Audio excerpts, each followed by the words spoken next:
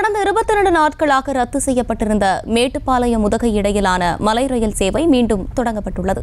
இதுகுறித்து கூடுதல் விவரங்களோடு செய்தியாளர் கதிர்வேல் நம்மோடு இணைப்பில் இருக்கிறார். கதிர்வேல், வணக்கம். இது குறித்தான மேலும் விவரங்கள். வணக்கம் தர்ஷினி. மேட்டுப்பாளையத்திலிருந்து உதகைக்கு இயக்கப்பட்டு வரும் மலை ரயில் போக்குவரத்து 100 ஆண்டுகள் பழமை வாய்ந்தது. இது கல்லார் முதல் குன்னூர் வரை அடர் பகுதிகளுக்குள்ள பயணிக்கும் வகையில அமைக்கப்பட்ட மலை ரயில் பாதையில செல்லும் வழியில நீர்வீழ்ச்சி, பாறை குகைகள், வானுயர்ந்த மரம் என மகிழ்ச்சிக்கு உடலுக்கும் புத்துணர்ச்சி அளிக்கும் வகையில கட்டிக்கிருக்க இயற்கைகளினை கண்டு ரசிக்க பெரும்பாலும் இந்த மலை ரயில் உதவிக்கு ஆர்வம் காட்டி வராங்க. மாதக்கணக்கில் முன்பதிவு செய்து இந்த ரயில் பயணம் செய்ய காத்திருக்கும் பயணிகளுக்கு மழைக்காலங்கள்ல மிகவும் ஏமாற்றமே அமைஞ்சிருக்கு.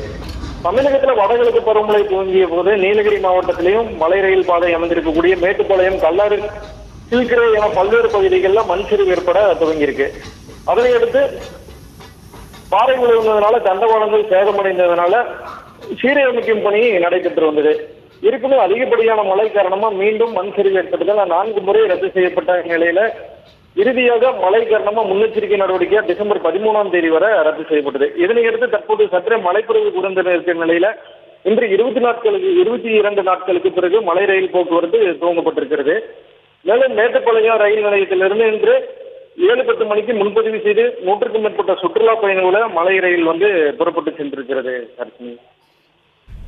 விவரங்களுக்கு நன்றி கதிர்வேல். செய்திகளை உடனுக்குடனும் துல்லியமாகவும் தெரிந்து கொள்ள சப்ஸ்கிரைப் பண்ணுங்க.